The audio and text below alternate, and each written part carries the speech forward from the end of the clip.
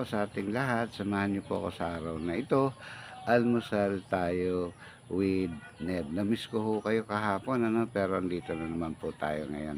At kasama pa rin po natin ang ating Panginoon dahil tayo magninilay-nilay sa kanyang mga salita. At maganda po ang topic natin ngayon, isang parable po na nakasulat sa Bible. Pero bago po tayo mag-umpisa, meron po ako isang kwento. Nung araw po may kilala po akong isang very successful person po, businessman siya, napakayaman, malaki ang bahay, maraming sasakyan, and I'm sure ho, marami ang investment at saka bank account nitong taong ito dahil mapakapansin-pansin naman po mayat maya ay travel and travel, po. At dito po makikita natin na super busy siya. Halos wala na nga siyang time para sa family niya. Talaga namang laging wala, lagi pong wala at hindi ho siya nahahagilap basta-basta.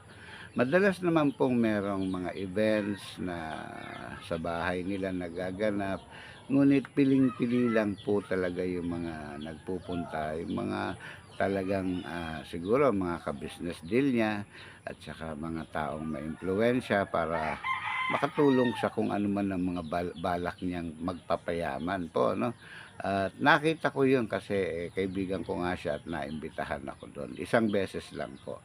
So, eto pong taong ito sa kasawiang palad, pumanaw, biglaan po, hindi ho nakaplano yung pagpanaw, biglaan, 'no? So, napaisip lang ako na ang dami niyang ari-arian na maiiwan.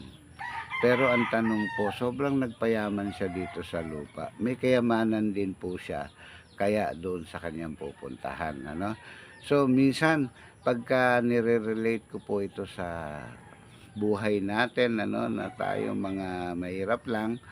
So, parang kahit mahirap, hindi naman mahirap, kahit anong meron pala tayo sa buhay natin ay nawawalan din pala ito ng halaga 'pag dumating na yung oras ng ating kamatayan, Kasi ang tanong, 'pag dumating 'yun, ang tanong, handa na ba tayo para sa kaluluwa natin na mapunta kay Jesus, So, laging meron tayong ending, kasi lahat naman ng nandito sa mundo is very temporary lang. So, basahin po natin muna itong parable na nakasulat sa Lucas 12:16-21. Basahin ko na po, At sinabi ni Jesus sa kanila ang isang talinhaga. Ang bukid ng isang mayaman ay umani ng sagana.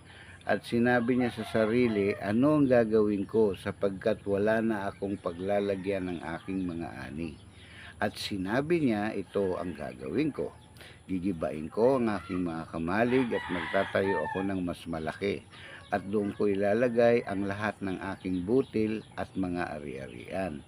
At sasabihin ko din sa aking kaluluwa, kaluluwa, marami ka nang naiipon na ari-arian na tatagal sa maraming taon, magpahinga ka, kumain ka, uminom ka at magpakasaya, Yan ang reward, mo sa sarili mo. Ngunit sinabi sa kanya ng Diyos, hangal ka sa gabing ito'y babawiin ang iyong kaluluwa at kanino mapupunta ang mga bagay na inihanda mo, Pag inisip po natin, ganyan pala ang sasapitin natin, pagka hindi tayo handa sa ating Panginoon, So, hindi importante lang yung pagpapayaman. Mahalaga po, masarap maging mayaman. Kasi ang pagyaman ho hindi naman ho yun ang problema, nung kaibigan ko yung magpapayaman siya, hindi naman po yun ang naging problema.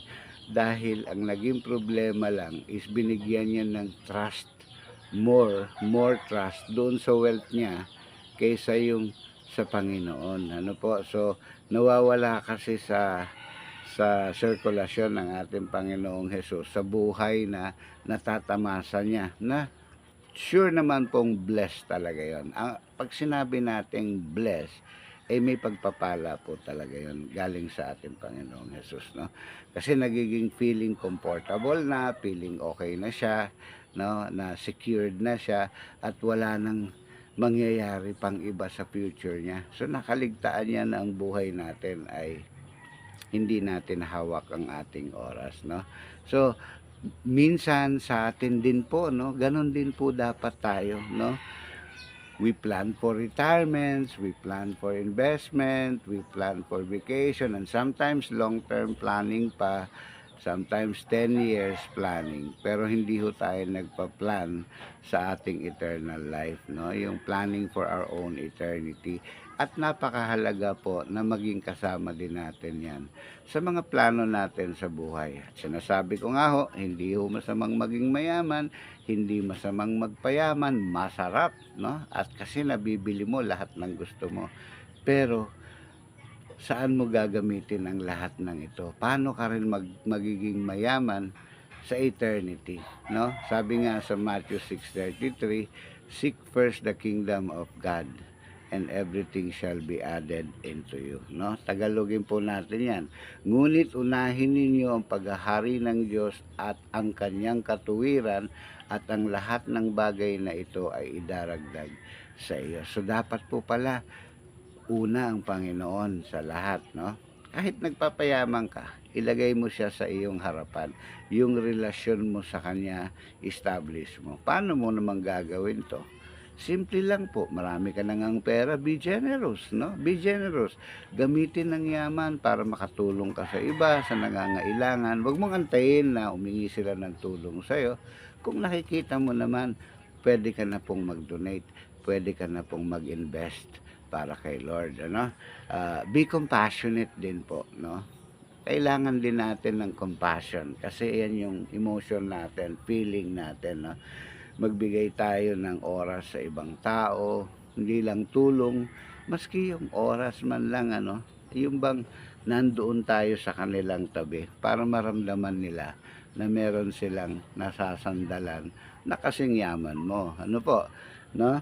Invest po sa eternity, 'no? So, yun na yung sinabi ko kanina, gumawa tayo lagi ng mabuti. Puwede rin ho kayong mag-share ng word of God, 'no, para makapag-save din ho kayo ng other souls na madadala rin natin sa langit. Matatama ang lalakaran ng bawat isa, ano po. So, maganda po ang ating naging topic, ano po. Dapat po isipin natin kung ano ang tama nating gawin. Huwag na po natin antayin ng yumaman ka, ano. Puwede naman po natin gawin 'yan, 'no, mag-invest tayo ng kaya na nating invest. Sometimes mas mahirap pa ngang mag-ano, payaman, kaysa magpayaman dito sa mundo, kaysa magpayaman sa kaharian ng Diyos, ano. So, unahin mo na 'yon. 'Di ba, kung hindi pa kaya yung para sa mundo, unahin mo na yung para sa Diyos, 'no? So, hanggang dito na lang po ang ating sharing. Nawa po ay meron tayong napulot at magawa natin ito, ma-apply natin ito sa ating buhay. Ano po? Ibalik po natin ang kapurihan sa ating Panginoon at God bless po sa ating lahat. Samahan niyo po ulit ako bukas. Almusal tayo with Neb.